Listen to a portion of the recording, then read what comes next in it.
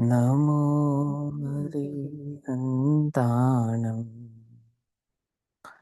नमो सिद्धाणं नमो आयरीयाणं नमो वज्झायाणं नमो लोये सवसाहूनं।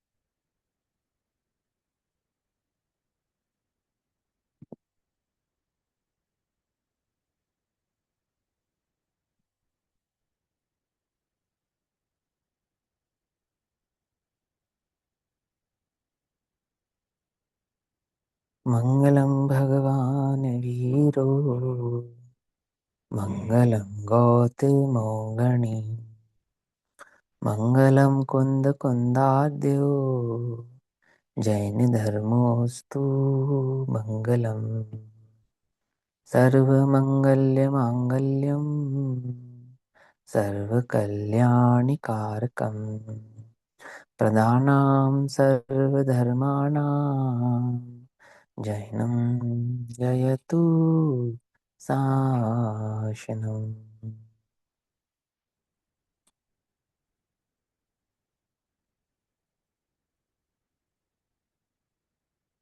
सर्वव्यापीकचिद्रूप स्वरूपाय परात्मने स्वोपलब्धि प्रसिद्धाय ज्ञानानंदात्मने नमः।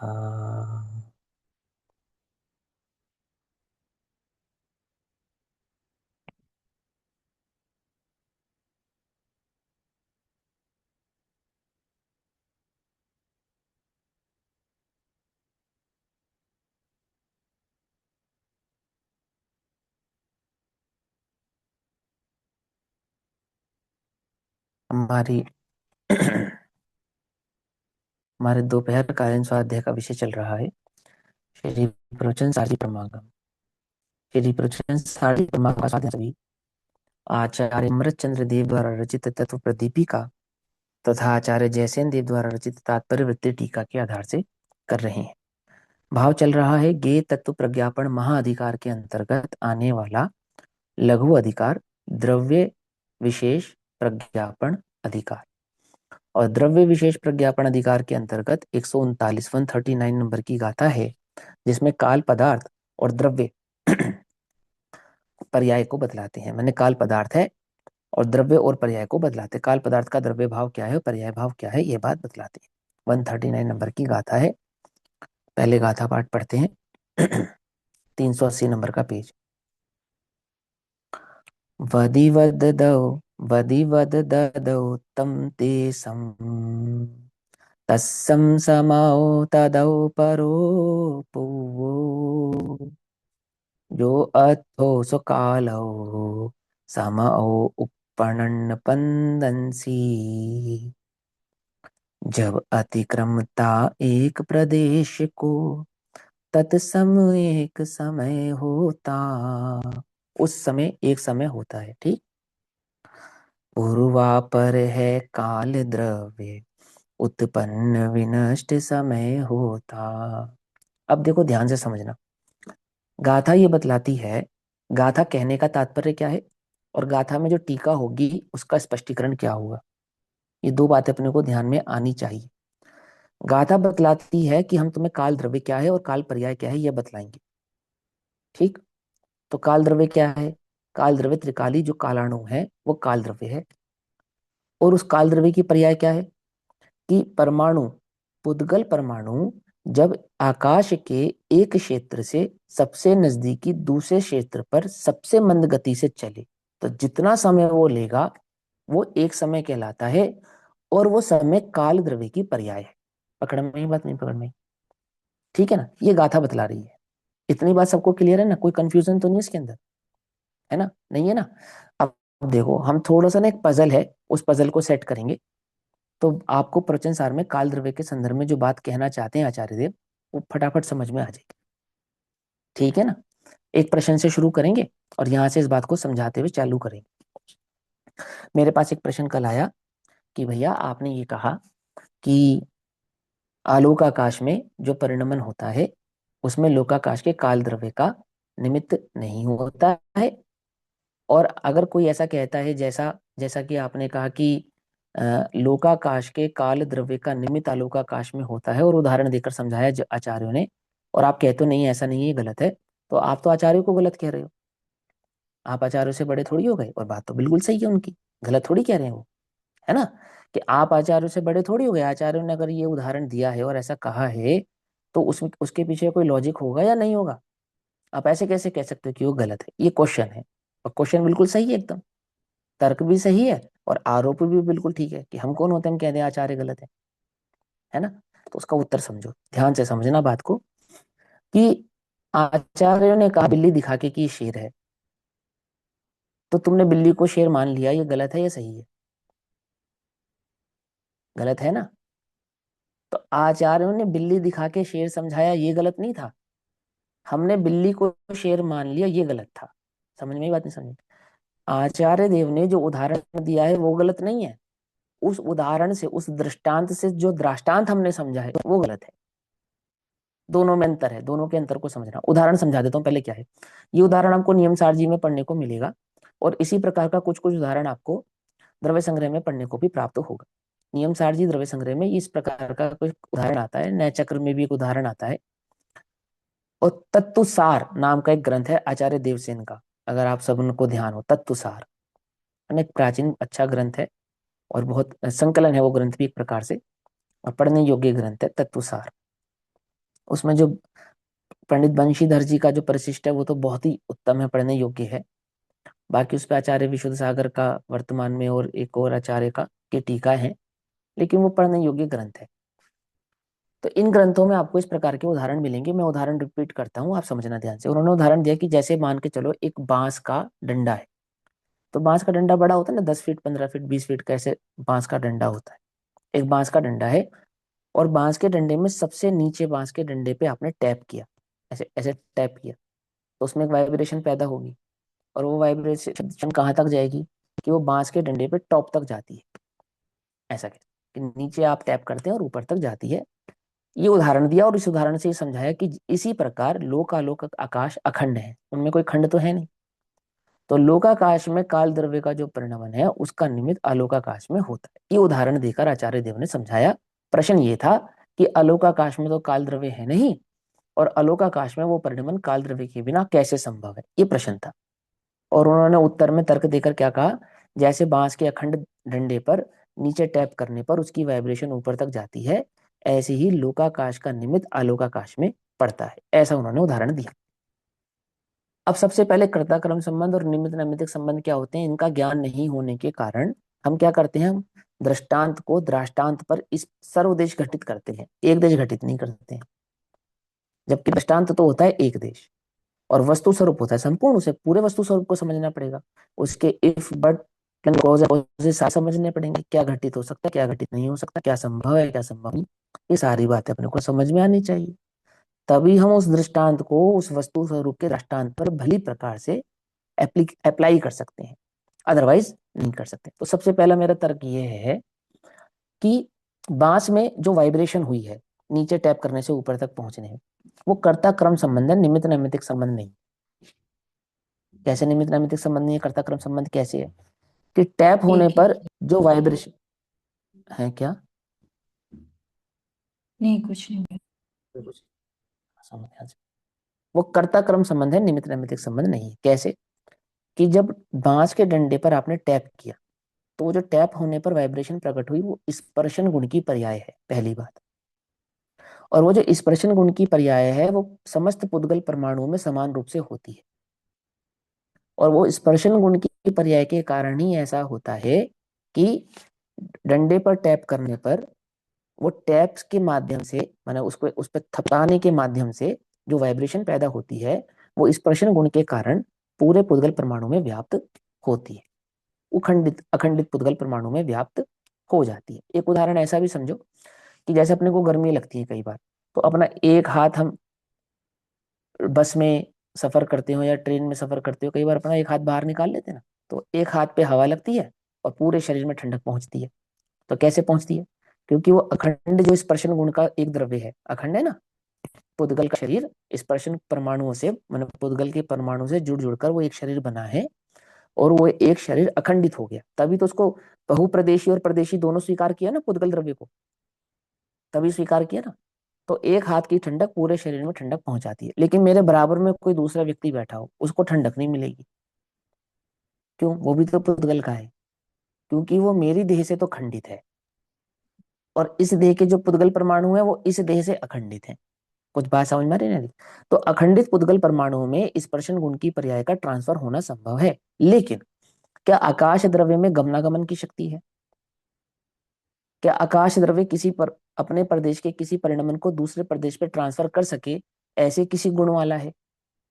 समझना ध्यान से, ये ट्रांसफर करने का जो गुण है, ये धर्म द्रव्य में तो समझ में आता है, ये पुद्गल द्रव्य में तो समझ में आता है, लेकिन ये ट्रांसफर करने वाला गुण आकाश द्रव्य में तो मौजूद नहीं है। बात समझ में आई या नहीं आई? क्या कहा? आकाश द्रव्य में या तो वो ट्रांसफर करने वाला, यानी वो जो वाइब्रेशन को ट्रांसफर करे, गमन करे, गति हो, उस गति की शक्ति उस आकाश में स्वीकार करो, लेकिन आकाश में तो गति की शक्ति को हमने स्वीकार नहीं किया। आकाश में अवगाहन शक्ति को तो स्वीकार किया है, गति शक्ति को तो स्वीकार नहीं किया। तो पुद्गल के माने आकार काल द्रव्य के परिणमन का जो वाइब्रेशन है, जिसको आप वाइब्रेशन कह रहे हो, निमित्त कह रहे हो, वो वहां कैसे पहुंच गया? तो वहां नहीं पहुंचा है। तो क्या आचार्यों ने गलत लिखा है कि नहीं? सही लिखा है। उन्होंने शब्द दिया है निमित्त, ना कि कर्ता कर्म। अब ये निमित्त क्या होता है, ये अपने को समझ में आना चाहिए। आई समझ में? बात नहीं समझ? अब वो निमित्त क्या होता है वो मैं आपको समझा देता हूँ कि वो उदाहरण किस अपेक्षा से लिखा है और बात क्या है।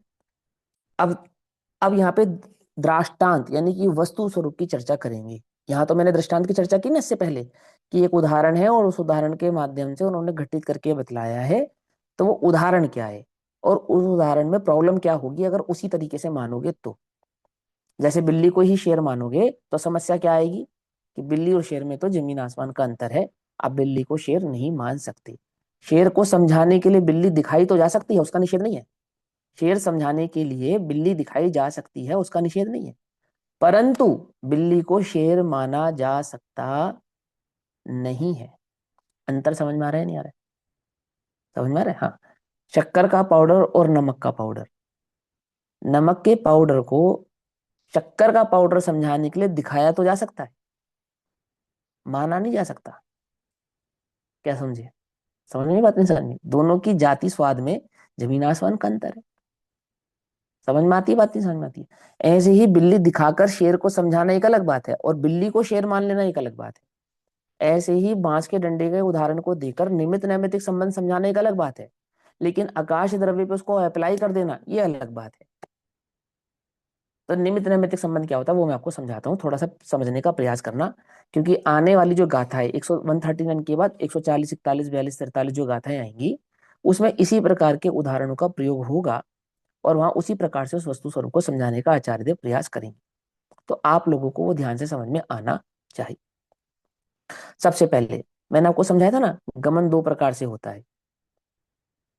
हाँ, कर्ता कर्म संबंध एक ही द्रव्य में लगता है, कर्ता कर्म संबंध एक ही द्रव्य में लगता है, दो द्रव्यों में नहीं लगता है। लेकिन किस कर्ता कर्म किस द्रव्य में किस कर्ता कर्म को लगाएंगे? आकाश में अवगाहन का कर्ता कर्म तो लगा सकते हैं, लेकिन गमन का कर्ता कर्म तो नहीं लगा सकते। समझ में? बात नहीं समझ में? किसी भी द्रव्य में कर्ता कर्म संबंध लगेगा तो वही लगेगा ना, जीव के साथ ज्ञान का कर्ता कर्म संबंध तो लगेगा, पुद्गल के साथ तो नहीं लगेगा ना। बात समझ में आ रही नहीं आ रही है? माने वो कर्ता कर्म संबंध भी कौन सा लगेगा? जो उस द्रव्य का अपना निजी गुण होगा, उस गुण की पर्याय के साथ उस द्रव्य का कर्ता कर्म संबंध सिद्ध होगा, अन्य गुणों के साथ कर्ता कर्म संबंध सिद्ध नहीं होगा। एक चैतन्य द्रव्य का अपने ज्ञान गुण की पर्याय के साथ तो कर्ता कर्म संबंध सिद्ध होगा, परंतु ना ही पुद्गल के साथ कर्ता कर्म संबंध सिद्ध होगा और ना ही अन्य चैतन्य द्रव्य के साथ कर्ता कर्म संबंध सिद्ध होगा। दो भिन्न द्रव्य है ना। समझ में आ रही बात? नहीं समझ में आ रही है? दो भिन्न द्रव्य, दो भिन्न लक्षण। अब मैंने कल आपको समझाया था कि गमन दो प्रकार से होता है। क्या होता है?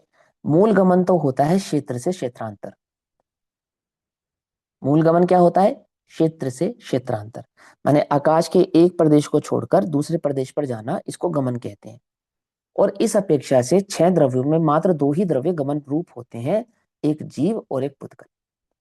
परंतु परंतु द्रव्य के परिणमन स्वभाव को भी गमन कहते हैं। माने एक समय की पर्याय के बाद दूसरी समय, तीसरे समय, चौथे समय, पांचवें समय, माने उत्पाद व ध्रुव, इसको भी गमन कहते हैं, इसको भी परिणमन कहते हैं, इसको भी, इस परिणाम का नाम भी परिणमन होता है। और इस पर्याय की अपेक्षा से देखा जाए तो छहो द्रव्य परिणमन स्वभाव वाले होते हैं। पकड़ में आई बात? नहीं पकड़ में? गमन दो प्रकार का हो ना, परिणमन दो प्रकार का हो, एक हुआ क्षेत्र से क्षेत्रांतर और एक हुआ प्रत्येक द्रव्य व उत्पाद व ध्रुव। ठीक है ना? तो क्षेत्र से क्षेत्रांतर होने वाला नियम तो मात्र दो द्रव्यों पे लगेगा। कौन कौन से दो द्रव्यों पर? जीव और पुद्गल पर। लेकिन प्रति समय के परिणमन का जो सिद्धांत है वो छह द्रव्यों पे लगता है। इस अपेक्षा से ये समझ में आता है कि छह द्रव्य परिणमनशील है। कैसे परिणमनशील है? पर्याय अपेक्षा से। और क्षेत्रांतर अपेक्षा से मात्र दो द्रव्य परिणमनशील है। कौन कौन से? जीव और पुद्गल। क्षेत्र और क्षेत्रांतर यानी एक क्षेत्र को छोड़कर दूसरे क्षेत्र पर जाने की अगर हम बात करेंगे तो चार द्रव्य कूटस्थ कहलाएंगे। माने धर्म द्रव्य, अधर्म द्रव्य, आकाश द्रव्य और काल द्रव्य, ये कहीं नहीं जाते। इनके प्रदेशों में कभी कोई बदलाव नहीं होता। आकाश के जिस प्रदेश पर पुद्गल का धर्म अधर्म, आकाश और काल का जो प्रदेश जहां फिक्स है वो वहीं रहता है, अपने स्थान को कभी छोड़ता नहीं है। इस अपेक्षा से तो क्या हो गए? वो चारों कूटस्थ हो गए। लेकिन जीव और पुद्गल आकाश के प्रदेश के स्थान को बदलने की क्षमता रखते हैं और बदलते भी हैं। तो इस अपेक्षा से ये दो द्रव्य क्यों कौन से हो गए? ये परिणमन स्वभाव वाले हो गए। एक नियम तो ये हो गया, और दूसरा नियम क्या हो गया कि पर्याय अपेक्षा से देखने पर छह द्रव्य परिणमनशील होने के कारण छह द्रव्यों में परिणमन स्वभाव होता है, गमन भी कहते हैं उसको। दो बातें समझ में आ गई? नहीं आ गई? आ गई ना?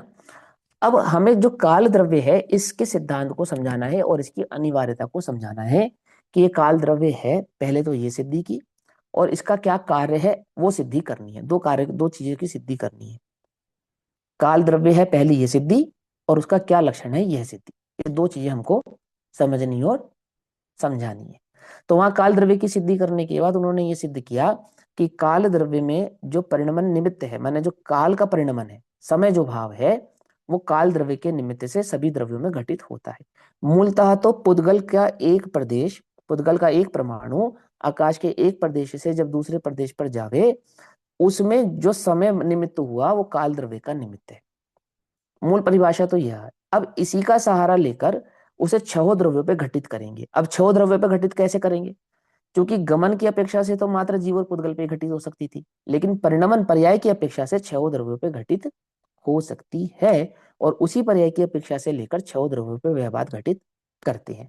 अब आता है प्रश्न अलोकाकाश के निमित्त का। अब क्या आता है प्रश्न? अलोकाकाश के निमित्त का। तो वो कैसे घटित होता है वो बतलाते हैं। सबसे पहले जीव द्रव्य के कितने प्रदेश होते हैं? एक जन मीनाक्षी जी भी आप बताओ। संख्या प्रदेश। असंख्यात प्रदेश होते हैं। तो कैसे पता आपको असंख्यात होते हैं? आपने कैसे नापे? जिनवाणी लोक से जन्म लोक प्रमाण से पता चला। आकाश, हाँ, हमने लोकाकाश। लोकाकाश, हाँ वेरी गुड, लोकाकाश। कि हमने लोकाकाश के प्रदेश नापे। लोकाकाश के प्रदेश अपने को पता है, ज्ञात है, क्योंकि लोक आलोक से दो प्रकार के भेद है ना उसमें। तो लोक एक निश्चित भाव वाला है और आलोक अनंत भाव वाला है। निश्चित भाव वाला लोक होने से उसको हमने असंख्यात प्रदेशी है ऐसा स्वीकार किया, और लोक के प्रदेशों से आत्मा के प्रदेशों को नापा। पकड़ में ही बात नहीं? लोकाकाश के प्रदेशों से किसके प्रदेशों को नापा हमने? आत्मा के प्रदेशों को नापा। आ गई बस हमने। फिर हमसे पूछे, फिर हमने नापा पुद्गल का प्रदेश। तो पुद्गल परमाणु कितना बड़ा होता है? तो हमने कैसे नापा कि आकाश की एक प्रदेश जितना ही पुद्गल का प्रदेश होता है। माने आकाश एक वो वस्तु है जिससे हमने नापने का कार्य शुरू किया। क्या क्या नापा हमने उससे? कि हमने किसी भी द्रव्य के प्रदेशों को मापा तो लोकाकाश के प्रदेशों से नापा। धर्म के प्रदेशों को, अधर्म के प्रदेशों को, है ना, जीव के प्रदेशों को, और एक पुद्गल परमाणु को किससे नापा हमने? लोकाकाश के प्रदेश से नापा। क्लियर हो गई बात? है ना? फिर दूसरी बात आई कि हमें कालाणु कालाणु द्रव्य की पर्याय को नापना है। कालाणु द्रव्य के कार्य को समझना है। तो कालाणु द्रव्य के कार्य को समझने के लिए हमने क्या काम किया कि पुद्गल की गति को मापा। क्या नापा हमने? पुद्गल की गति को। एक पुद्गल परमाणु एक प्रदेश से दूसरे प्रदेश पर जाए तो जो समय लगता है वो समय किसका है? कि वो कालाणु द्रव्य की एक समय की पर्याय है। अब जैसे लोकाकाश के प्रदेशों से आत्मा के प्रदेशों को नापा, उसी प्रकार काल द्रव्य की एक समय की पर्याय से सभी द्रव्य की पर्याय को नापा। कुछ बात समझ में आई या नहीं? क्या कहा? पकड़ में ही बात। आकाश के प्रदेशों से द्रव्य के प्रदेशों को नापा और कालाणु की पर्याय से सभी द्रव्य की पर्यायों को नापा। अंतर समझ में आया या नहीं समझ में आया? क्या कहा? वो एक समय की जो पर्याय है वो है तो कालाणु की, लेकिन वो कालाणु की पर्याय क्या करती है? वो सभी द्रव्य के पर्याय को मापने का कार्य करती है। आती है बात पकड़ में? नहीं पकड़ में आती? क्या समझा? एक कहाँ बचता है, दो कार्य कहाँ बचते हैं, करती है तीन कहाँ मतलब बचते हैं? निमित्त बनती है। कार्य करती है मतलब निमित्त बनती है ना। कारण नहीं है। नापने का परिणमन तो निमित्त। स्वयं हाँ की योग्यता से होता है। हाँ हाँ। परिणमन तो अपना ही है ना, लेकिन नापने का काम किया उसने। जैसे ये पेंसिल मान के चलो 6 इंच की है, तो कैसे पता कि मैंने स्केल से नापा है? तो स्केल से नापा है तो स्केल के कारण 6 इंची की हुई ना ये? नहीं। कि नहीं, स्केल के कारण 6 इंची की नहीं। 6 इंची की तो ये है ही, स्केल से तो नापा है हमने कि ये 6 इंची की है। समझ नहीं बात? ये 7 की भी हो सकती थी, 8 इंची की भी हो सकती थी। वो तो मापने के पदार्थ से हमने, मापने का जो पैमाना है, स्केलिंग करने का जो तरीका है, उस स्केलिंग करने के तरीके से हमने इसको स्केल किया कि ये कितनी बड़ी है। स्केल ने ना तो इसको बड़ा किया, स्केल ने ना इसको छोटा किया। स्केल ने तो सिर्फ यह बतलाया कि ये कितनी बड़ी है। अंतर समझ में आया नहीं आया? है ना? ये किताब कितने किलो की होगी, शास्त्र कितने किलो का होगा? तो आपने वेइंग मशीन पे रखा और जान लिया कि 2-2.5 किलो का है। तो 2.5 किलो का ये वेइंग मशीन के कारण है, या 2.5 किलो का है ये वेइंग मशीन ने बताया? कि 2.5 किलो का है ये वेइंग मशीन बताती है। समझ में? नहीं बात नहीं समझ? ऐसे ही प्रत्येक पदार्थ की पर्याय, प्रत्येक प्रत्येक द्रव्य की पर्याय एक समय की होती है। ये कालाणु की वो पर्याय बतलाती है। पकड़ में ही बात। कालाणु द्रव्य की उस पर्याय के कारण किसी द्रव्य की पर्याय एक समय की होती हो ऐसा नहीं है, परंतु पर्याय एक समय की होती है। यह बात उस कालाणु की पर्याय से मापी जाती है, समझी जाती है। अंतर समझ में आता है नहीं समझ में आता? जो पर्याय स्वभाव है वो तो द्रव्य का अपना निजी ही है, क्योंकि आलोकाकाश और लोकाकाश दो अलग अलग द्रव्य नहीं, एक अखंड द्रव्य ही है। और सभी द्रव्यों का पर्याय का माप एक समय ही है। और उसी अपेक्षा से हम ये बात जानते हैं, जैसे हमने लोक में पर्याय के स्वरूप को मापा, ऐसे ही हम आलोक के आकाश द्रव्य के पर्याय के स्वरूप को मापते हैं। ये समझाना है। कुछ बात समझ में? निमित्त नैमित्तिक संबंध किसको कहा? कि जैसे हमने लोकाकाश में पर्याय के स्वरूप को नापा, कैसे नापा? कि हमने कालाणु की एक समय की पर्याय खोजी। कैसे खोजी आपने? आपको कैसे पता कालाणु एक समय ही लगता है, एक समय की पर्याय वाला होता है? कि हमने पुद्गल के प्रदेश की गमन की शक्ति को जो नापा। पुद्गल का जो द्रव्य है, एक परमाणु पुद्गल है, वो जितना समय लेगा, कितना समय लेगा एक प्रदेश से दूसरे प्रदेश में जाने पे, कि कम से कम एक समय लेगा, वो हमने कालाणु की पर्याय निश्चित कर ली। पकड़ में ही बात नहीं पकड़? वो एक समय हमने एडजस्ट नहीं किया है, वो उसकी स्वाभाविक शक्ति है कि वो एक समय लेता है। समझ में आई बात नहीं समझ में? पुद्गल के उस परमाणु की गति करने की शक्ति को एडजस्ट हमने नहीं किया है। पुद्गल के उस परमाणु की गति करने की शक्ति तो ऐसी ही है। जैसे विज्ञान नापता है प्रकाश, प्रकाश नापता है ना, प्रकाश की स्पीड को नापता है, light speed, speed of light, ऐसे नापता है ना। तो स्पीड ऑफ लाइट यानी कि लाइट की स्पीड को विज्ञान निश्चित नहीं करता है कि लाइट की स्पीड कितनी मानी जाएगी। लाइट की स्पीड तो अपनी है, जितनी उसकी स्पीड है। मतलब 1 सेकंड, 2 सेकंड, 3 सेकंड, हजारों किलोमीटर में जो वो रन करे, जितने भी सेकंड के हिसाब से वो ट्रेवल करती है, आई डोंट नो, है ना। हम तो सिर्फ उसको स्केलिंग के, जो हमारे पास स्केल करने का तरीका है, उस स्केल करने के तरीके से नापते हैं। जैसे साउंड की ट्रेवल को हम नापते हैं, स्पीड को नापते हैं, लाइट की स्पीड को नापते हैं। तो कैसे नापते हैं? गाड़ी में मीटर लगा है, तो गाड़ी में मीटर लगा है इसलिए गाड़ी दौड़ेगी ऐसा नहीं। गाड़ी जितनी भी दौड़ेगी वो मीटर बतलाएगा। अंतर समझ में आता नहीं आता है? वो मीटर गाड़ी को दौड़ाता नहीं है, मीटर तो गाड़ी की दौड़ को नापता है। आती है बात समझ में? नहीं आती है? ऐसे ही कालाणु किसी भी द्रव्य के परिणमन को कराता नहीं है, परंतु किसी भी द्रव्य के परिणमन को कालाणु से नापा जाता है। अंतर समझ में आता नहीं आता है? और यही, इसी इसी का सहारा लेकर हम द्रव्य की अर्थ पर्यायों को भी नापते हैं, व्यंजन पर्यायों को भी नापते हैं, अनादि निधन पर्यायों को भी नापते हैं, सादी अनंत पर्यायों को भी नापते हैं, क्षणिक पर्यायों को भी नापते हैं, स्थूल पर्यायों को भी नापते हैं। जैसे भी हमें नाप करना हो, क्योंकि पर्यायों का माप किससे होता है? कालाणु की पर्याय का माप अन्य सभी द्रव्यों की पर्यायों के माप बराबर होता है। अंतर समझ में आता नहीं आता? जो कालाणु में व्यवहार घटित होता है वो अन्य द्रव्यों में भी घटित हो जाता है।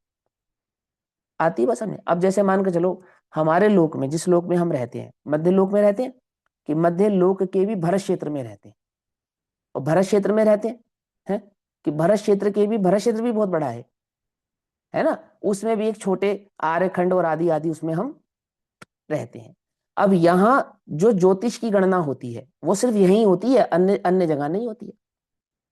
स्वर्गों में ज्योतिष की गणना नहीं होती, क्योंकि ये जो ज्योतिष वैमानिक देव है ना, ये मध्य लोक में होते हैं, ये अन्य लोक में नहीं होते। स्वर्गों में नहीं होगी ये घटना, घटित होगी न नरकों में घटित होगी, ना अन्य मानुष्य तत्व पर्वत आदि आदि, वहां सब घटित नहीं होगी।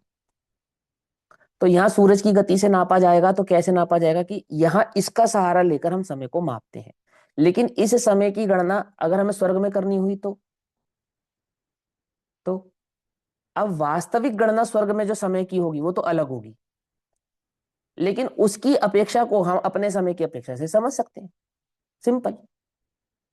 कैसे? फॉर एग्जाम्पल, हमने तुमको बताया कि अमेरिका तुमसे 8 घंटे आगे है, तो तुमसे 8 घंटे आगे का तुमने क्या सिद्धांत निकाला? कि 3:40 हो रहे हैं, इसमें 8 घंटे जोड़ दोगे आप और अमेरिका का समय निकाल लोगे। समझ में ये बात? नहीं समझ में? तो अपने समय से उसके समय का मिलान करोगे। कैसे? कि हमने तुम्हें समय बतलाया, वो 8 घंटे जोड़ो, तो अपने समय में 8 घंटे जोड़ने पर अमेरिका का समय निकल कर आता है। ऐसा पकड़ में आई है? पकड़ में आई बात? तो किसी भी देश का कोई 1.5 घंटे आ गए, कोई 2 घंटे आ गए, कोई 2.5 घंटे आ गए, तो हम जो समय निकालते हैं अपने समय से अन्य के समय की तुलना या गणना करके उसके समय को निकाल लेते हैं। निकाल लेना। ऐसे ही अलोकाकाश के परिणमन को हमने कैसे निकाला? कि लोकाकाश के परिणमन से अलोकाकाश के परिणमन को निकाल लिया।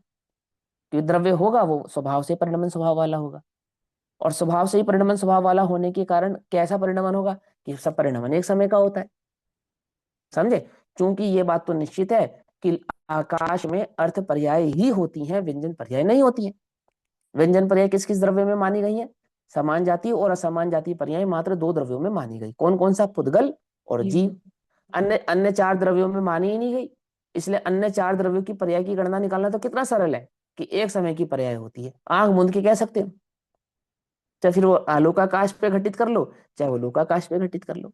तो घटित करने का सिद्धांत का निमित्त है कि जिस निमित्त से हमने लोकाकाश में पर्यायों की गणना का स्वरूप निकाला है, वही वो निमित्त काल आलोकाकाश पे लगता है, ना कि काल द्रव्य का वहां पे कर्ता कर्म संबंध सिद्ध होता है। अंतर समझ में आया? नहीं समझ में आया? हम्म या नहीं आया?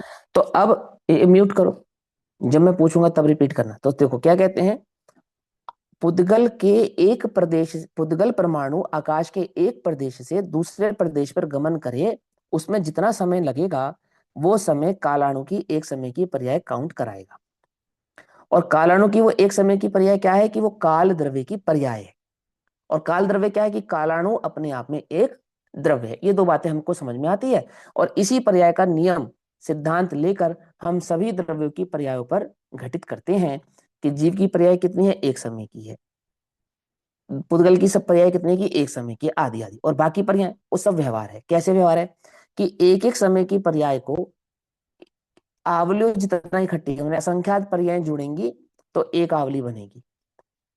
फिर असंख्यात आवली जुड़ेंगी तो 1 सेकंड बनेगा।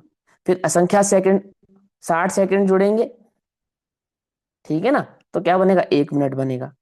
फिर वो 60 मिनट जुड़ेंगे तो 1 घंटा बनेगा। फिर वो 12 घंटे जुड़ेंगे, 24 घंटे जुड़ेंगे तो 1 दिन बनेगा। और फिर वो इसी प्रकार से जोड़ते जोड़ते चले जाओ कि 30 दिन जुड़ेंगे तो 1 महीना बनेगा, और 12 महीने जुड़ेंगे तो 1 वर्ष बनेगा, और 10 वर्ष जुड़ेंगे तो एक युग बनेगा। ऐसा ऐसा बढ़ता बढ़ता बढ़ता बढ़ता चला जाएगा। ये हमने अपने सिद्धांत से उसको व्यवहारिक भाग में घटित कर लिया। आ गई बात समझ में या नहीं समझ में? समझ में आई बात? तो ये सिद्धांत द्रव्य का, काल द्रव्य का अपने को भली प्रकार से समझ में आना चाहिए। अब नियम क्या है काल द्रव्य की पर्याय मापने का? क्षेत्र से क्षेत्रांतर। लागू किस पे करेंगे? क्षेत्र से क्षेत्रांतर पर भी और एक समय की पर्याय पर भी। लागू दोनों पे होगा, ठीक है ना? क्योंकि पर्याय का स्वरूप कहां कहां से निकाला? कि जैसे आत्मा के प्रदेशों को आकाश के प्रदेशों से गिना, ऐसे ही प्रत्येक द्रव्य की पर्याय को कालाणु के परिणमन से काउंट किया। पकड़ में ही बात? कोई कंफ्यूजन तो नहीं है? है? चलो अब आगे चलते हैं। अब हमने इसका अन्वयार्थ तो कल पढ़ा था और आधी टीका भी पढ़ी थी। यह समय निरंश है, क्योंकि यदि ऐसा ना हो तो आकाश के प्रदेश का निरंशनत्व ना बने, है ना। मैंने आकाश के प्रदेश कैसे हैं, वो निरंशी है, माने उसके कोई भेद होते हो ऐसा नहीं है, ऐसा समझा रहे, गैप नहीं होता।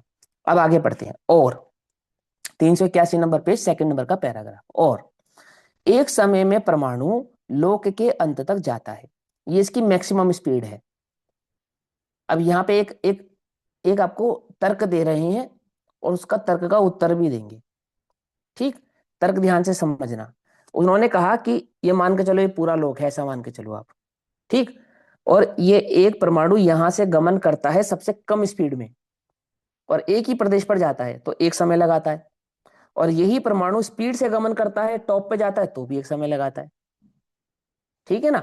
अब ऐसा तो नहीं कि यहां से गायब हुआ और यहां प्रकट हो गया, ऐसा तो नहीं हुआ। हुआ क्या होगा कि जब वो तेजी से दौड़ा होगा तो आकाश के सारे प्रदेशों से होता हुआ गुजरा होगा। जब यहां से कोई वस्तु दौड़ेगी तो आकाश के प्रदेशों से होती हुई दौड़ी होगी, है ना, परमाणु दौड़ा होगा। तो अब आप कहते हो कि एक समय में वो यहां भी था, यहां भी था, यहां भी था, यहां भी था, यहां भी था, यहां भी था, यहां भी था और यहां भी था, क्योंकि एक ही समय में वो यहां से यहां पहुंचा ना। तो एक समय तो कितना है, उसका कोई अंश नहीं है, एक समय का कोई भेद नहीं है। या तो आप ये कहो कि एक समय में भी अंश होते हैं, क्यों, क्योंकि एक ही समय में कोई वस्तु यहाँ हो, यहाँ हो, यहाँ हो, यहाँ हो, यहाँ हो, यहाँ हो, तो यानी 1/10 1 बटा असंख्यात हो गया ना। वो यहाँ भी है, यहाँ भी है, यहाँ भी है, यहाँ भी है, यहाँ भी है, तो 1 बटा असंख्यात मानना पड़ेगा या नहीं मानना पड़ेगा। तो 1 बटा असंख्यात होने के कारण क्या हो गया, वो 1 बटा असंख्यात होने के कारण वो अंशी हो गया। तो आचार्य कहते हैं नहीं भैया, नहीं हुआ, निरंश ही रहा वो। माने एक से छोटा समय नहीं होता है। तो बोले कैसे संभव है कि एक समय में वो यहां भी हो और उसी समय में असंख्यात प्रदेशों को पार करता हुआ यहां भी हो, कैसे संभव है। बोले बस उसकी ऐसी ही शक्ति है और वो केवल ज्ञान गम्य है, ये उत्तर है उसका। क्या कि उसमें तुम्हारी और हमारी बुद्धि काम नहीं करेगी, ये तो तुम्हें ऐसा ही मानना पड़ेगा कि उस पुद्गल परमाणु की ऐसी ही शक्ति है और ऐसा ही उसका स्वरूप है और केवल ज्ञान गम्य है। आई बात समझ में। तर्क तो तुम्हारा लॉजिकल है। क्या लॉजिकल तर्क है कि जब कोई वस्तु एक समय में यहां भी है, यहां भी है, तो बीच के प्रदेशों में होगी या नहीं होगी, होना पड़ेगा, क्योंकि एक ही समय में यहां से यहां तक मान रहे हो आप।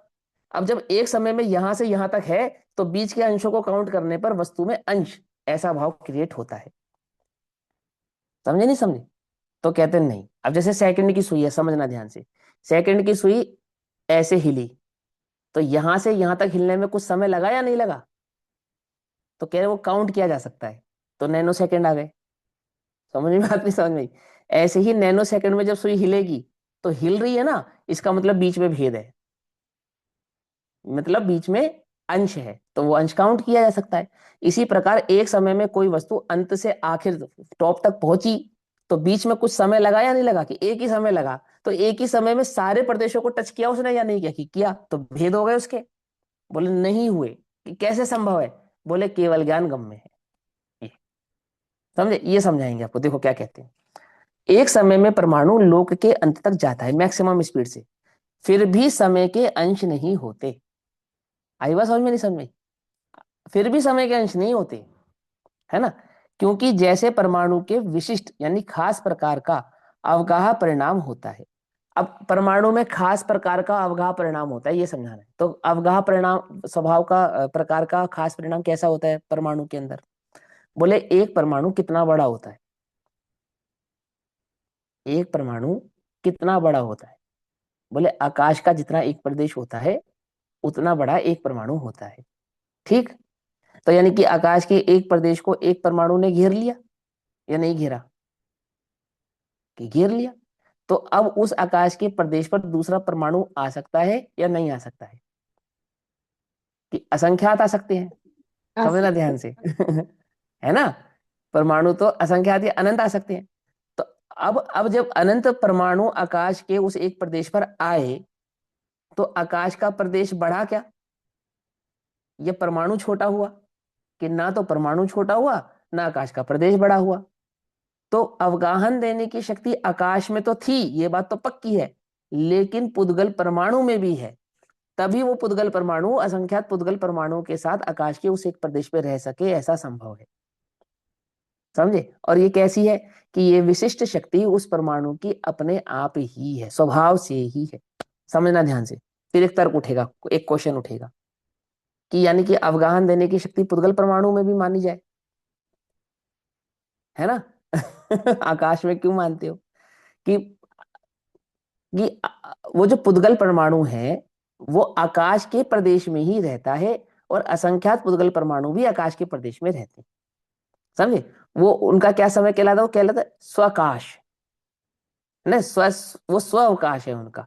अब वो कह रहे पुद्गल में ऐसी शक्ति है, बस ऐसी उसकी विशिष्ट शक्ति है। पुद्गल को हम अवगाहन हेतु नहीं कहते, लेकिन अवगाहन की उसकी ऐसी शक्ति है कि वो बिना किसी को डिस्टर्ब किए और बिना कोई उससे डिस्टर्ब हुए आकाश के उस प्रदेश पर रह सकता है।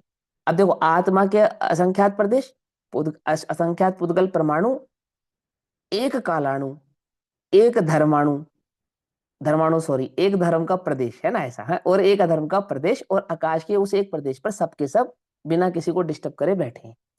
तो इस अपेक्षा से देखा जाए तो अवगाहन देने की शक्ति सिर्फ आकाश की थोड़ी हुई, अवगाहना तो सबने ही दी है। समझ में बात नहीं? समझ में? सब एक दूसरे को अवगाहन दे रहे हैं तभी तो रह पा रहे हैं बिना किसी को डिस्टर्ब किए। पकड़ में आ रही बात? नहीं पकड़ में आ रही है? तो भी वो रूपी पदार्थ पुद्गल है, अन्य पदार्थ रूपी नहीं है, इसलिए उस रूपी पदार्थ की अवगाहन देने की शक्ति को विशिष्ट है ऐसा कहती है। बाकी तो सब अरूपी है। बात समझ में आ रही? नहीं समझ में आ रही? सर के ऊपर से जा रही तुम्हारे है? मतलब वो देखो जैसे। एक ही हम्म। स्पेस में, एक ही स्पेस में कितने भी परमाणु आ सकते हैं, यही आप बताना चाह रहे हैं ना हाँ कि अनंत, एक प्रदेश में। अनंत परमाणु भी आ हाँ, सकते हैं। अनंत है। हाँ अनंत परमाणु भी आ क्योंकि सकते उनके हैं, हाँ। अंदर विशिष्ट अवगाहन करके एक योग्यता है जो आप देने की इसको मान होती है, रहे हैं। हाँ। तो ऐसा होने पर वो जो पुद्गल परमाणु है वो एक ही रहेगा या असंख्यात अवयवी हो जाएगा? कि वो पुद्गल का परमाणु तो एक ही रहेगा, उसके असंख्यात अवयव नहीं होंगे। भले ही एक प्रदेश पर एक परमाणु इतना ही बड़ा है जितना आकाश का एक प्रदेश है, और वो एक प्रदेश पर रहने वाला असंख्यात परमाणु भी एक प्रदेश पर आ जाते हैं। ऐसा हो जाने से कोई परमाणु अवयवी हो जाए यानी भेद वाला हो जाए, ऐसा तो होता नहीं।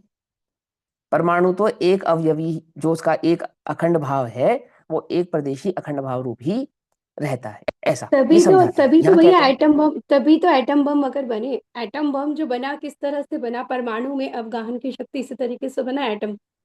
एक ही हाँ वो परमाणु में तो, ऐसा हाँ वो पुद्गल की संख्या, हाँ वो शक्ति है उसकी, हाँ, पर वो तो बहुत स्थूल है, यहाँ तो बहुत सूक्ष्म बात है। क्योंकि आकाश एक का जो एक सिद्ध है प्रदेश है, अनंत सिद्ध, ये आह्वान सत्य आत्मा में भी है ना। आप हाँ आत्मा में भी है अवगाहन। मैंने कहा तो इस नियम से 6 द्रव्यों में अवगाहन शक्ति होती है, लेकिन फिर भी अवगाहन शक्ति किसकी मानी जाएगी? मात्र आकाश की मानी जाएगी, अन्य द्रव्यों की नहीं मानी जाएगी। क्योंकि सभी द्रव्य आकाश में तो रहते हैं, परंतु आकाश किसी में नहीं रहता, इसलिए अवगाहन शक्ति आकाश में, हम्म। आकाश आकाश में रहता है, ऐसा। तो क्या कहते हैं, क्योंकि जैसे परमाणु के विशिष्ट यानी खास प्रकार का अवगाहन परिणाम होता है, उसी प्रकार परमाणु के विशिष्ट गति परिणाम होता है, इसे समझते हैं। समझे? तो जैसे उस परमाणु में एक विशिष्ट परिणाम है, कैसा? कि वो एक प्रदेशी होता हुआ भी आकाश के एक प्रदेश पर असंख्यात परमाणुओं के साथ रह सकता है बिना किसी जद्दोजहद के। क्यों? क्योंकि उस परमाणु में एक विशिष्ट शक्ति है कि वो संख्यात परमाणुओं के साथ उस जगह पे रह सके, है ना, अवगाहन। ऐसा ही उसकी गति में भी एक विशिष्टता है कि वो मंद गति से चलने पर भी एक ही समय लगावे, और तीव्र गति से चले और लोकाग्र पहुंचे, असंख्यात प्रदेशों को पार करे तो भी एक समय लगावे, और बिना किसी अंश के। एक परमाणु में भी अंश अंश नहीं होता, और एक समय के भी अंशी नहीं होते, अर्थात उसमें भी भेद नहीं होते, ये समझाना है। जैसे विशिष्ट अवगाह्य परिणाम के कारण एक परमाणु के परिमाण के बराबर अनंत परमाणु का स्कंद बनता है। पकड़ में बात? माने अनंत परमाणु जुड़ जाए तो भी आकाश के एक ही प्रदेश पर आ जावे। और अब एक परमाणु की लंबाई चौड़ाई मोटाई कितनी है? आकाश के एक प्रदेश जितनी है। तो एक प्रदेश पर एक परमाणु आना चाहिए ना कायदे में, तो कि आना तो एक चाहिए, पर असंख्यात आ सकते हैं, अनंत भी आ सकते हैं। क्यों? क्योंकि वो परमाणु में ऐसी शक्ति है कि वो अनंत परमाणुओं के साथ आकाश के एक प्रदेश पर रह सके, ऐसा। तथापि वह स्कंद परमाणु के अनंत अंशों को सिद्ध नहीं करता। अगर वो क्या करता है, अब अनंत परमाणु एक परमाणु आकार वाले हो गए, तो वो क्या एक परमाणु के अंश कहलाएंगे क्या? कि नहीं, वो भिन्न भिन्न परमाणु ही कहलाएंगे, ऐसा कह रहे हैं। वो एक परमाणु के अंश नहीं कहलाएंगे, क्योंकि परमाणु कैसा है? निरंश है, अर्थात परमाणु में भेद होता नहीं है। उसी प्रकार जैसे एक कालाणु से व्याप्त एक आकाश प्रदेश के अतिक्रमण के माप के बराबर। अब कालाणु कितना बड़ा होता है कि आकाश के एक प्रदेश जितना ही कालाणु होता है। किसी भी वस्तु के प्रदेश, धर्म के प्रदेश, अधर्म के प्रदेश, सबके प्रदेश, उनकी साइज नापना हो तो कैसे नापेंगे? आकाश के प्रदेशों से। जितना बड़ा आकाश का प्रदेश उतना ही बड़ा सभी वस्तुओं के प्रदेश। वस्तु चाहे निरंश हो, माने चाहे एक प्रदेशी हो और चाहे बहुप्रदेशी हो, प्रदेश तो सभी द्रव्यों के उतने ही माने जाएंगे। ठीक है ना? तो क्या कहते हैं, उसी प्रकार जैसे एक कालाणु, कालाणु कितना बड़ा होता है कि वो भी आकाश के एक प्रदेश जितना बड़ा होता है, और एक कालाणु इंडिविजुअल रूप से आकाश के एक प्रदेश पर स्वतंत्र भाव से रहता है। ठीक, तो कालाणु से व्याप्त एक आकाश प्रदेश उस आकाश प्रदेश का अतिक्रमण यानी कि छोड़कर और अन्य प्रदेश पर गमन करे मंद गति से, माप के बराबर एक समय में परमाणु विशिष्ट गति परिणाम के कारण लोक के एक छोर से दूसरे छोर तक जाता है। मैंने मंद गति पिछली गाथाओं में समझाई थी और यहाँ तीव्र गति समझा रहे हैं। तो बोले कि मंद गति से गमन करे तो भी एक समय, और तीव्रतम गति से गमन करे तो बोले एक समय में पहुंच जावे, ऐसी उसकी क्षमता है। तब उस परमाणु के द्वारा उल्लंघित होने वाले असंख्य कालाणु समय के असंख्य अंशों को सिद्ध नहीं करते, क्योंकि जितने भी प्रदेशों को उसने पार किया होगा तो सभी प्रदेश पर एक एक कालाणु था या नहीं था? तो वो कालाणु उस समय के अंश को सिद्ध करेंगे या नहीं करेंगे? बोले नहीं करते, नहीं है। वो कालाणु उस एक समय के अंश नहीं है। तो क्या है कि वो तो पुद्गल द्रव्य की अपनी विशिष्ट योग्यता है, एक समय में भेद नहीं हो सकता। जैसे कुछ लोग कहते हैं कि षटगुणी हानि वृद्धि होती है, तो 6 गुणी हानि और 6 गुणी वृद्धि, तो 12 हो गए ना, तो दो एक समय में दो भेद हो गए, षटगुणी हानि के और षटगुणी वृद्धि के। ऐसा नहीं है, उस समय की अपनी ऐसी योग्यता है कि वो षटगुणी हानि वृद्धि एक ही समय में घटित होती है।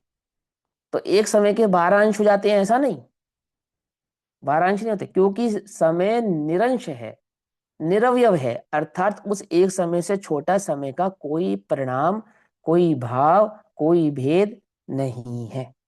इतना सूक्ष्म है वो। समझ नहीं, बात नहीं समझ में? उसकी सूक्ष्मता को अपने को इतना ऐसा है ऐसा ही स्वीकार करना होगा, क्योंकि समय कैसा है? निरंश है। अब भावार्थ पढ़ाते हैं। परमाणु को एक आकाश प्रदेश से दूसरे निकटवर्ती अंतर रहित आकाश प्रदेश पर मंद गति से जाने में जितना समय लगता है उसे समय कहते हैं।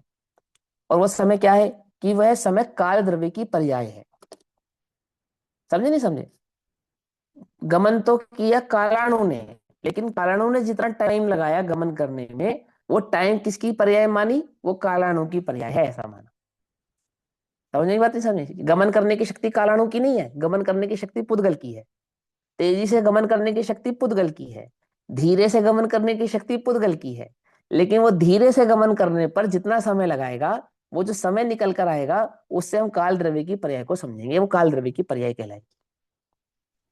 पकड़ में आई भैया बात नहीं पकड़ में? कालाणु और हाँ, पुद्गल ये क्या क्या हुआ? कालाणु वो भी तो पुद्गल है, और फिर अलग अरे से मेल पुद्गल है। आप बोल रहे हो। अरे कालाणु पुद्गल थोड़ी है, कालाणु अलग है, पुद्गल अलग है। पुद्गल द्रव्य अलग है, कालाणु काल द्रव्य है। वो अच्छा। परमाणु होता है, पुद्गल द्रव्य परमाणु होता है, वो हाँ। कालाणु होता है। हाँ, कोई बात नहीं, हो जाता है कंफ्यूजन कभी कभी, है ना? हाँ, अच्छा, ये चलो अणु देखो क्या जो है, कहते हैं। अणु का आकार कैसा होता है? अणु का आकार कैसा होता है? आकाश के एक प्रदेश जितना। नहीं नहीं, आकार आकार। अब बता दो चौकोर दिया, आकाश होता के एक प्रदेश नहीं, है, गोल होता चौकोर है, गोल। होता है, षटकोण गोल होता है, क्या गोल है? गोल मैंने षट गोल को गोल षटकोण होता है, सुना। गोल। गोल होता है, कहते रहे गोल होता है। अरे। हाँ, ठीक है, वो ज्योमेट्री का नियम है। क्या नियम है देखो, मैं समझाता हूँ। किसी चीज को छोटा करते चले जाओ, किसी भी बड़ी चीज को आप छोटा करो, है ना? कोई बड़ी चीज हो, चकोर बड़ी चीज लो, उसको छोटा करो, तो जितना आप उसको छोटा करते चले जाओगे वो गोल होती चली जाएगी। सीधा सा नियम है। हाँ सीधे ठीक है नहीं ठीक समझे? ये तो है। नियम है ना। तो उस नियम से हमने समझाया कि वो जो परमाणु है वो गोल होता है। फूल होता है, ठीक है, ठीक है। समझे? ठीक है। हाँ, भैया ऐसा सॉरी, समझ। एक प्रश्न इसी से संबंधित हाँ आ गया बोलो। माइंड में। हाँ हाँ कर्म बोलो। परमाणु जो बोलते हैं ना, कार्बन वर्गणाएं जो बोलते हैं ना, हम्म हाँ, तो उसमें भी परमाणु वो यही हो गया फिर। तो सबसे सूक्ष्म परमाणु कर्म का जो होता है वो परमाणु यही हाँ हाँ, मतलब पुद्गल उत्तक की बना। वर्गणाएं, हाँ हाँ, पुद्गल ठीक। वर्गणाएं होती ना, वो हम्म। पुद्गल पौद्गलिक परमाणु ही होते हैं। उन्हें ठीक। कार्मिक वर्गणाएं कहते हैं। 23 प्रकार की पुद्गल की वर्गणाएं होती हैं, 23 प्रकार की। ठीक। जो वर्जिन परमाणु होता है, कोरा, उसको कहते हैं विश्वसोपचय। उसका नाम होता है विश्वसोपचय, वर्जिन परमाणु। माने जो पौद्गलिक परमाणु कभी किसी वर्गणा रूप परिणमित नहीं हुआ, मात्र पुद्गल रूप ही था, पुद्गल रूप ही रहा, एक प्रदेश, एक परमाणु, उसको विश्वसोपचय कहते हैं। फिर वो विश्वसोपचय नाम का परमाणु जब स्कंद रूप बनता है तो 23 प्रकार की वर्गणाओं में कन्वर्ट होता है, जिसमें आहारक भी है, तेजस भी है, कारमाण भी है ना, औदारिक शरीर रूप भी है, वैक्रियक शरीर रूप भी है। ऐसे 23 प्रकार की उसकी वर्गणाएं बनती हैं। ठीक है ना। ठीक ऐसा है। तो चलो, परमाणु को एक आकाश प्रदेश से दूसरे निकटवर्ती, अंतर रहित, इतना नजदीक, कितना नजदीक कि कोई गैप नहीं है, इतना नजदीक, आलोक आकाश प्रदेश पर मंद गति से जाने में जितना समय लगता है, वो जितना उसको टाइम लगा, उस टाइम को समय कहते हैं। और वह समय काल द्रव्य की सूक्ष्मति सूक्ष्म पर्याय है। ठीक है ना। समय तो लगाया पुद्गल परमाणु ने गमन करने में, लेकिन जितना समय उसने लगाया वो किसकी पर्याय है? वो काल द्रव्य की पर्याय है। ऐसा। और काल द्रव्य कैसा है? सो नित्य है, समय उत्पन्न होता है और नष्ट होता है। ठीक है ना, निरंतर होता है वो तो। समय उत्पन्न होता है, नष्ट होता है, उत्पन्न होता है, नष्ट होता है। वो काल द्रव्य नहीं है, वो काल द्रव्य की पर्याय है, जो उत्पन्न और विनष्ट भाव को प्राप्त हो रही है। जैसे आकाश प्रदेश आकाश द्रव्य का छोटे से छोटा अंश है। आकाश का एक प्रदेश क्या है? कि अनंत आकाश का एक छोटा सा अंश आकाश का एक प्रदेश कहलाता है। उसके भाग नहीं होते, उससे छोटा नहीं हो सकता कुछ भी। ठीक। उसी प्रकार समय काल द्रव्य की छोटी से छोटी निरंश पर्याय है। जैसे आकाश प्रदेश के से छोटा कोई प्रदेश नहीं हो सकता, ऐसे एक समय से छोटी समय की दूसरी कोई पर्याय हो सकती नहीं है, ऐसा समझना। उसके भाग नहीं होते। यदि समय के भाग हो तो परमाणु के द्वारा एक समय में उल्लंघन किए जाने वाले आकाश प्रदेश के उतने ही भाग होने चाहिए। समझ में बात नहीं? समझ। किंतु वह आकाश प्रदेश तो निरंश है, इसे समय भी निरंश ही है। तो सबसे पहले तो उन्होंने समझाया कि आकाश का एक प्रदेश और दूसरे प्रदेश के बीच में इतना भी गैप नहीं है, कितना भी गैप नहीं है, कि जब वो परमाणु गमन करे तो एक समय में पहुंचे। और यदि एक समय से छोटा अंश स्वीकार करेंगे तो आकाश के प्रदेशों के बीच में भी गैप स्वीकार करना पड़ेगा। क्योंकि उन दोनों के बीच में गैप नहीं है, सबसे छोटा निरंशी आकाश का एक प्रदेश है। इस अपेक्षा से ये समझ में आता है कि निरंशी प्रदेश से निरंशी प्रदेश पर गुजर ट्रेवल करने पर जो समय लगा, वो समय भी निरंशी ही होगा। अगर अंश समय में है तो उस स्थान में भी अंश स्वीकार करना पड़ेगा, जिस स्थान के गमन करने में आपने समय की उस भावना को, मैंने उस सिद्धांत को प्रकट किया है। आ रही बात? समझ में नहीं आ रही है ना? थोड़ा सा वैज्ञानिक लग सकता है, दार्शनिक है, पर थोड़ा आप पेशेंस से समझेंगे तो बात बिल्कुल सरल है ना। अब वो कहते हैं, यहाँ एक प्रश्न है कि जब पुद्गल परमाणु शीघ्र गति के द्वारा एक समय में लोक के एक छोर से दूसरे छोर तक पहुंच जाता है, तब तो बीच में अंश आते हैं, आकाश के प्रदेश भी आते हैं और कालाणु भी आते हैं। क्योंकि एक अंतिम प्रदेश से लेकर और पहले प्रदेश तो असंख्यात प्रदेश हैं आलोकाकाश में, और हर एक प्रदेश पर एक एक कालाणु है। और पुद्गल का वो परमाणु जब गमन करेगा तो ऐसा तो नहीं यहां से गायब होगा और वहां प्रकट हो जाएगा। वो तो गमन करेगा तो गमन ही करेगा। समझे नहीं समझे? अब आपने कहा कि धीरे से चला तो एक समय में पहुंचा, तो वहां तो निरंश भाव था, वो तो समझ में आ गया, नजदीकी था। लेकिन जब अंत में पहुंचा तो सारे कालाणु बीच में आए होंगे ना, या नहीं आए होंगे उस लाइन के? और उस लाइन के आकाश के प्रदेश भी बीच में आए होंगे, तब भी एक समय लगा। इसका मतलब बीच में अंश है, बीच में भेद है। तो उसको कहते हैं, जब वह 14 राजू तक आकाश प्रदेशों में श्रेणीबद्ध जितने कालाणु हैं, श्रेणीबद्ध समझ गए ना, यहां से यहां तक गया तो इसके बीच में आने वाले जितने भी आकाश के प्रदेश और प्रत्येक प्रदेश पर होने वाला एक एक कालाणु, वो श्रेणीबद्ध हो गए। ठीक है ना। तो कहते हैं 14 राजू तक आकाश प्रदेशों में श्रेणीबद्ध जितने कालाणु हैं उन सबको स्पर्श करता है। जब पुद्गल प्रदेश परमाणु दौड़ेगा तो सबको स्पर्श करता हुआ दौड़ेगा। ठीक है ना। इसलिए असंख्य कालाणुओं को स्पर्श करने से समय के असंख्य अंश होने चाहिए। इसका समाधान करते हैं। क्या समाधान करेंगे? केवल ज्ञान गम्य है, ये समाधान करेंगे। कि पहले तो ये कहेंगे नहीं है, क्यों नहीं है, अगर होते तो केवल ही हमको बतलाते, आचार्य हमको बतलाते। लेकिन आगम अगर उनको नहीं कह रहा है, क्योंकि आगम आप्त द्वारा कहा गया है और आप्त ने उसके अंश नहीं जाने हैं, दैट मीन्स उसके अंश नहीं है इसलिए नहीं जाने हैं। आई बात समझ में? ऐसा समझाएंगे। तो कहते हैं जैसे अनंत परमाणुओं का कोई स्कंद आकाश के एक प्रदेश में समाकर परिमाण के कद में एक परमाणु जितना होता है ना। एक परमाणु का कद कितना है? आकाश के एक प्रदेश जितना। और असंख्यात परमाणु जब आकाश के एक प्रदेश पर समाहित होते हैं, तब सभी परमाणु का कद कितना रह जाता है? कि आकाश के एक प्रदेश जितना ही रह जाता है। तब भी अलग अलग हो तो आकाश के कई प्रदेशों को भी घेर सकते हैं, और अलग अलग होते हुए भी आकाश के एक प्रदेश में भी समाहित हो सकते हैं, ये तो स्कंद रूप होते हुए भी। आश्चर्य, ये तो आश्चर्यजनक बात हुई। आश्चर्यजनक नहीं, वस्तु का स्वरूप है। नहीं, ये तो भक्ति का स्वरूप तो है, हाँ लेकिन लगता हाँ आश्चर्यजनक रहा है तो हाँ कैसे? हाँ। हाँ, ऐसा सूक्ष्म है, सूक्ष्म है वो, ऐसा है। एक परमाणु जितना होता है, सो वह परमाणुओं के विशेष यानी खास प्रकार के अवगाहन परिणाम के कारण ही है। माने वो परमाणु की अपनी एक खास योग्यता है, जिसके कारण परमाणु में ऐसा होना संभव होता है। परमाणुओं में ऐसी ही कोई विशिष्ट प्रकार की अवगाहन परिणाम की शक्ति है, जिसके कारण ऐसा होता है। इससे कहीं परमाणु के अनंत अंश नहीं होते। इसका मतलब ये नहीं है कि वो एक परमाणु अंश ही हो जाता है, अंश भाव वाला हो जाता है। क्या कहा? परमाणु तो जितना छोटा है उतना छोटा ही रहता है, उससे छोटा हो ही नहीं सकता, है ना। ऐसा होने पर भी अनंत परमाणु संख्या के प्रदेश पर आ गए, तो एक परमाणु जैसा दिखाई देने पर भी वो अनंत परमाणु एक परमाणु के अंश हो गए हों, ऐसा नहीं है। परमाणु तो उतना ही है, निरंशी।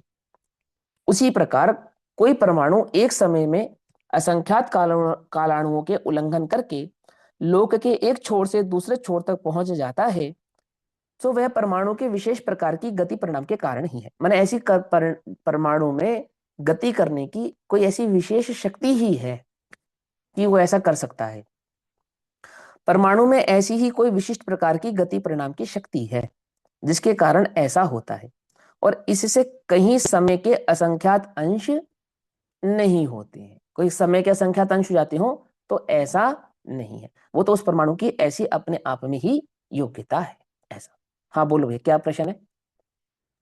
भैया ये एक नियम तो ये होता है ना कि एक द्रव्य जैसे दूसरे द्रव्य को स्पर्श नहीं करता, तो उद्गल हाँ उद्गल द्रव्य के जो परमाणु हैं वो एक मतलब एक परमाणु दूसरे परमाणु को स्पर्श नहीं करता, ये हो गया। मतलब अनंत उद्गल परमाणु होते हैं तो एक भी एक दूसरे में नहीं, एक में एक नहीं होते, वो अलग ही रहते हैं सबका एग्जिस्टेंस। इसका ये हम्म। अर्थ हो गया। और दूसरा पूछना था कि जैसे जो एक प्रदेश पर अनंत पुद्गल परमाणु एक साथ अगर आ जाएंगे, वो आपने समझाया कि अगर आ जाएंगे तो उनकी ऐसी ही शक्ति और योग्यता है जिसके कारण वो एक ही प्रदेश पे रहते हुए भी सब अलग अलग ही हम्म। परमाणु एक एक अपने सेपरेट रहेंगे। हाँ तो हाँ, ये दोनों का ना स्कंद कनेक्शन होने है की मतलब। शक्ति नहीं, नहीं, हाँ स्कंद तो होने की शक्ति है ना पुद्गल परमाणु में। हाँ, माने स्कंद होता है, स्कंद होता हुआ भी होते तो सब अलग अलग ही हैं, सब अलग अलग। लेकिन जुड़ने की शक्ति है और बिखरने की जी शक्ति है, ऐसी शक्ति है जी पुद्गल परमाणु में। जी। ठीक है ना। और संकुचित विस्तार शक्ति जो है वो भी इसमें लगेगी क्या? हाँ बिल्कुल संकुचित है ना। हाँ बिल्कुल, जैसे ठीक जैसे असंख्यात परमाणु का एक स्कंद आकाश के एक प्रदेश पर आ गया, और ठीक। उतने ही परमाणुओं का एक स्कंद आकाश के अनंत प्रदेशों पर आ जावे, ऐसा हाँ। भी होता है। हम्म। संख्यात प्रदेशों पर आ जावे ना, है ना, असंख्यात प्रदेश, सॉरी, हाँ, असंख्यात प्रदेशों पर आ जावे, या संख्यात प्रदेशों पर आ जावे, या कुछ प्रदेशों पर आ जावे, ऐसा संभव है। तो वो ठीक। उसका उसी प्रकार का संकोच विस्तार कहा जाता है, लेकिन ये उपचरित होता है। क्योंकि पुद्गल के संकोच विस्तार को उपचरित क्यों कहते हैं? क्योंकि पुद्गल के क्योंकि वो तो शुद्ध एक ही रहता है। बहुप्रदेशत बहुप्रदेशत होने को भी उपचरित कहा जाता है, इसलिए। जी। हमने ना, ऐसा। चलो अब 139 नंबर की गाथा पर आचार्य जयसेन देव टीका करते हैं। और जब आचार्य जयसेन देव टीका करते हैं तो तात्पर्य वृत्ति में यह टीका 150 नंबर की टीका हो जाती है। 383 नंबर का पेज, 150 नंबर की टीका। अभी 1-2 मिनट है अपने पास, ले लेता हूँ मैं, है ना। आकुलता तो नहीं है ना किसी को? चलो सुनो। अब थोड़ा सा ना ज्ञान को कष्ट देना भी सीखो। कष्ट है ना, कष्ट। कष्ट समझ रहे हो? वैसे तो कष्ट नहीं है, तो वस्तु स्वरूप है, इसको समझना चाहिए। पर बिल्कुल ऐसा लगे अपने को तो समझ में नहीं आ रही है, अप्रयोजन भूत होता तो प्रवचन सार में नहीं होता। समझने योग्य बात है, ध्यान से समझो, कार्यकारी बात है। और ज्ञान निर्मल होता है, और जगह से उपयोग हटता है ना, वस्तु स्वरूप समझने में। जैसे अभी अंकल ने कहा ना, अरे बड़ा आश्चर्य, विस्मय होता है ऐसा। विस्मय होने से क्या होता है? रुचि जागृत होती, प्रकट होती कि हाँ ये वस्तु स्वरूप ऐसा है, केवलियों के ज्ञान की महिमा आती है ऐसा। अब पूर्वोक्त पदार्थ के पर्याय स्वरूप तथा द्रव्य स्वरूप को निरूपित करते हैं। पूर्वोक्त पदार्थ कौन है? काल, द्रव्य, कालाणु। उस कालाणु के पर्याय स्वरूप तथा द्रव्य स्वरूप के स्वरूप का वर्णन करते हैं। उस पूर्व सूत्र कथित पुद्गल परमाणु के व्यतिपात अर्थात मंद गति से गमन करते हुए कर्म पने को प्राप्त किसकी ओर गमन करते हुए उस पूर्व गाथा सूत्र कथित कालाणु से व्याप्त आकाश प्रदेश की ओर गमन करते हुए उस कालाणु से व्याप्त एक प्रदेशी पुद्गल परमाणु से के मंद गति से गमन करते हुए के समान कालाणु द्रव्य का सूक्ष्म पर्याय रूप समय व्यवहार काल है। इस प्रकार पर्याय का व्याख्यान पूर्ण हुआ। समझ में आ गई बात? कोई मुश्किल ही नहीं है। बोले कैसे, क्या क्या प्रूफ किया आपने? कि हमने ये प्रूफ किया कि काल नामक एक द्रव्य है जो कालाणु है और समय उसकी पर्याय है। तो कैसे? बोले आकाश के एक प्रदेश पर परमाणु पुद्गल का परमाणु का एक प्रदेश, एक प्रदेशी पुद्गल परमाणु जब आकाश के सबसे नजदीकी प्रदेश पर गमन करता है, तो गमन करने में जितना समय लगाता है वो समय कालाणु द्रव्य की पर्याय, ऐसा हम सिद्ध करते हैं। वो काल द्रव्य की पर्याय है। उसको व्यवहार क्यों कहा? क्योंकि पर्याय का दूसरा नाम व्यवहार ही होता है।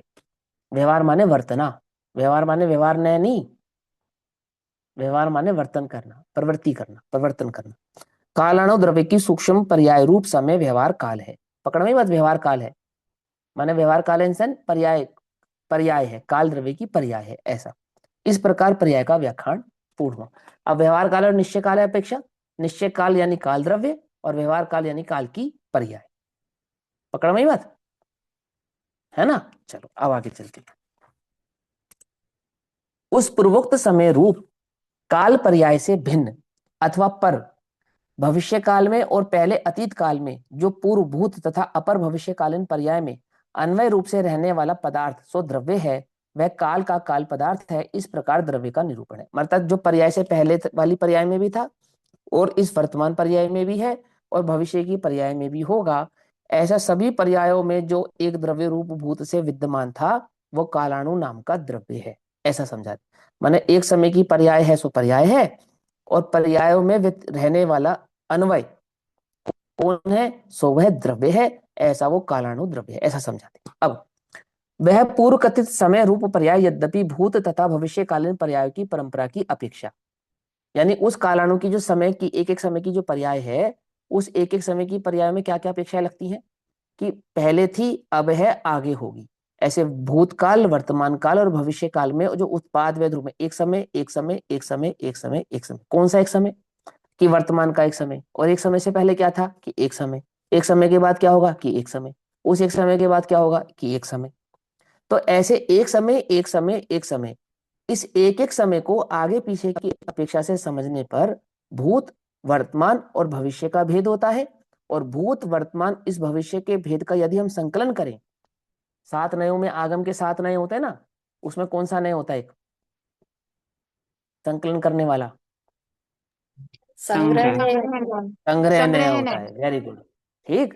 तो संग्रह नय से अगर हम उस एक समय की पर्यायों का संग्रह करें तो क्या बनेगा? तो संग्रह करने पर संख्यात, असंख्यात तथा अनंत समय वाली है।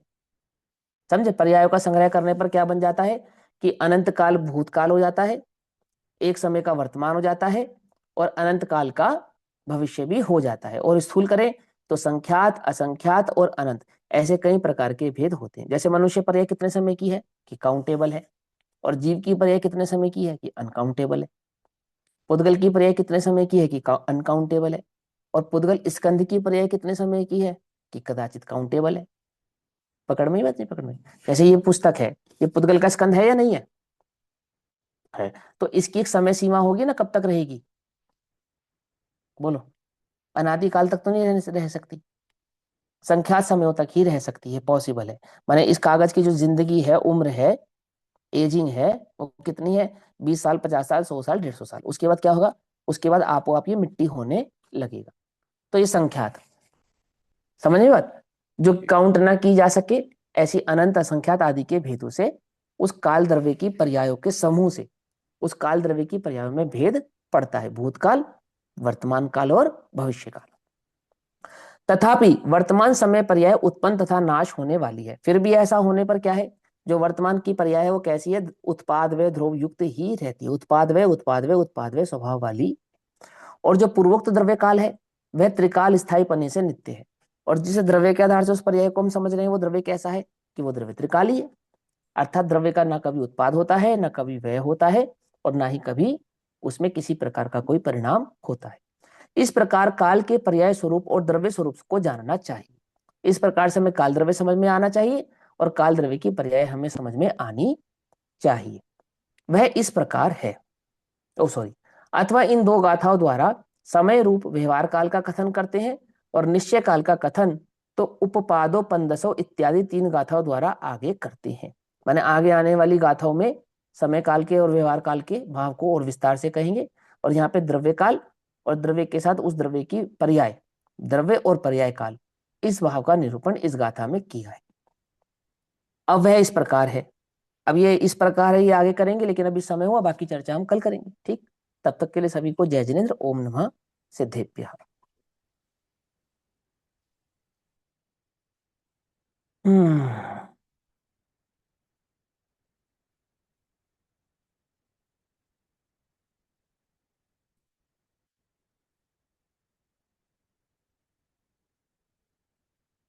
निज निधि निज में बताई यह अनंत उपकार,